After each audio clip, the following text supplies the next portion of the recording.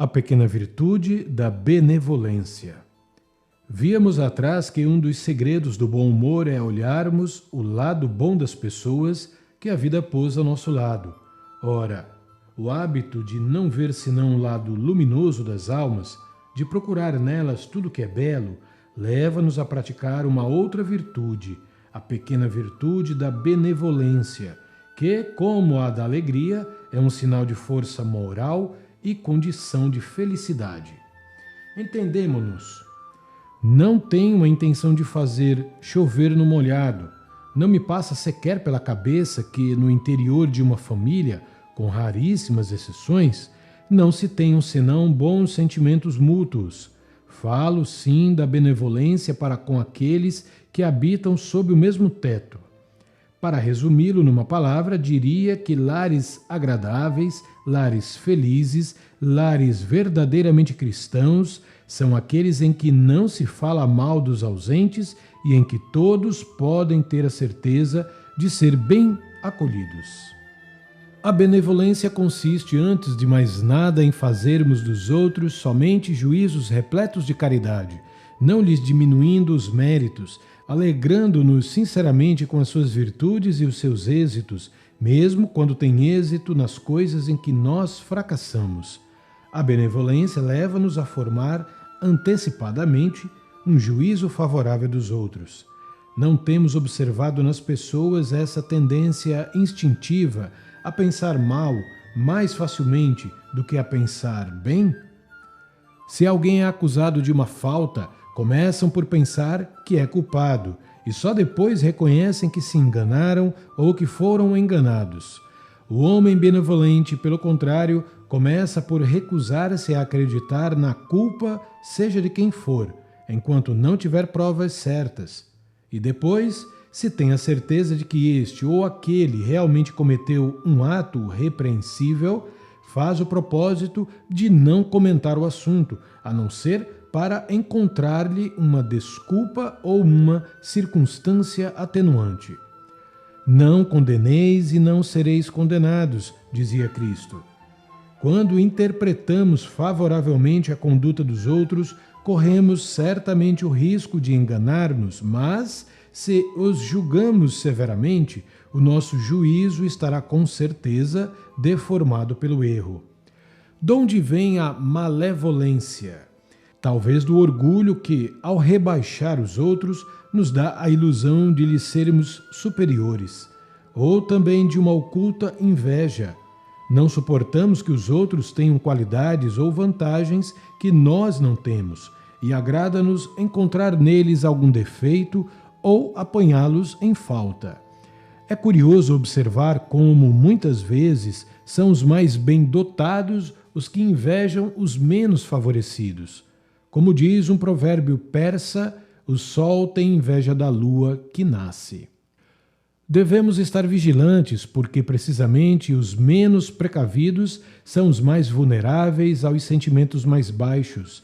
Para evitá-los, é necessário cuidar constantemente de não consentir neles.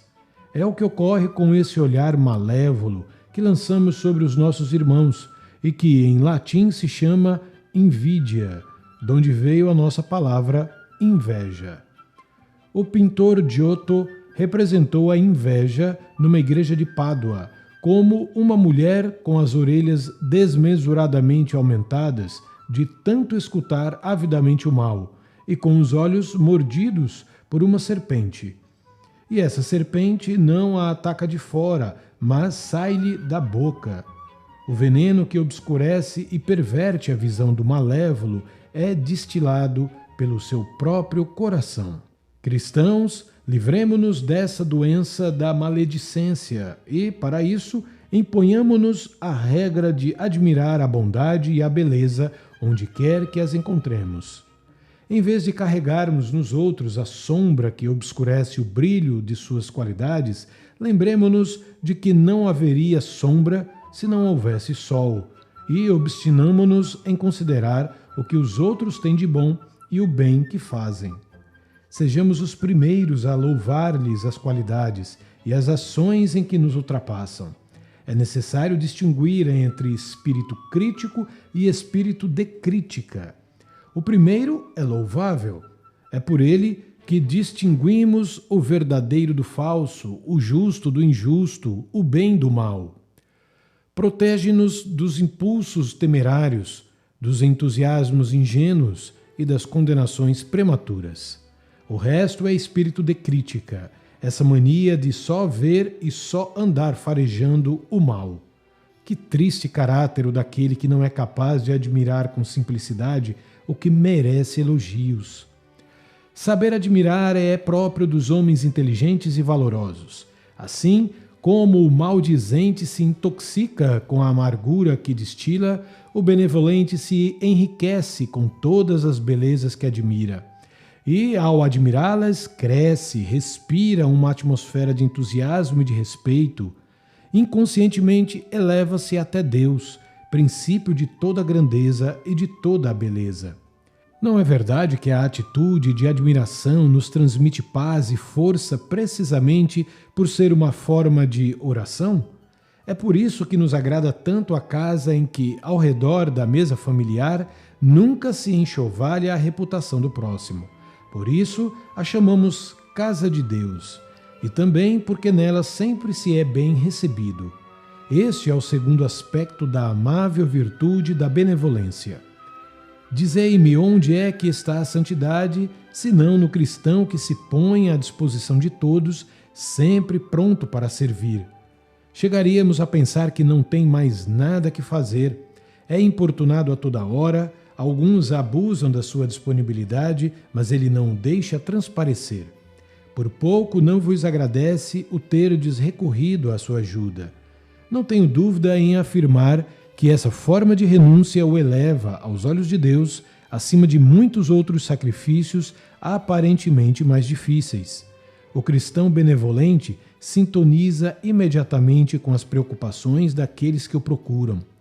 Possui a arte maravilhosa de que nos fala São Paulo, a de alegrar-se com os que estão alegres e a de afligir-se pessoalmente com a dor dos que sofrem.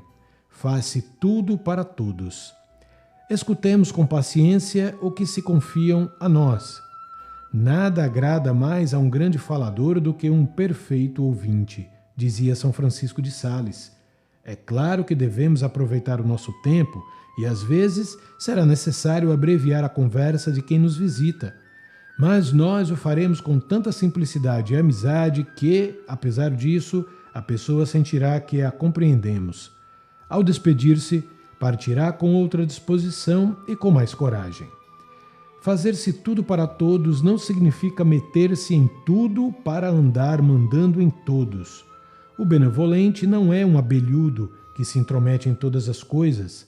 Simplesmente está a serviço de quem quer que precise dele e esforça-se por ajudar na medida de suas forças. Em todos os quarteirões há casas em cujas portas jamais se bate em vão. São verdadeiros postos de socorro. Lá encontramos, se não a ajuda imediata necessária, pelo menos o interesse e a simpatia que nos servem de primeiro reconfortante. Nesses lares, a intimidade familiar não se fecha na estreiteza de um egoísmo coletivo, expande-se na alegria de se poder ser útil aos outros. Contra os que pensam ser sábios quando se gabam de viver para si mesmos, sem se ocuparem dos outros, como recompensa só se arranjam aborrecimentos, dirão eles. Os lares cristãos não criticam os outros e, neste sentido, têm razão em não se ocupar deles, mas não mostram desinteresse por ninguém. Nesses lares, a porta, o coração e as mãos estão abertas a todos aqueles a quem possam prestar um serviço. E a recompensa é a alegria de haverem sido benevolentes. Seria necessário, escrevia Gratry, que nos preparássemos para a morte todas as noites com um ato de amor. Seria necessário imitar a criancinha que, antes de ir para a cama, sob a guarda de Deus e dos anjos, vai beijar não somente o pai, a mãe, os irmãos e as irmãs, mas também os estranhos que estão presentes. Assim também nós, antes de nos entregarmos ao descanso, deveríamos abraçar todos os homens com um ato de caridade. Será uma noite abençoada.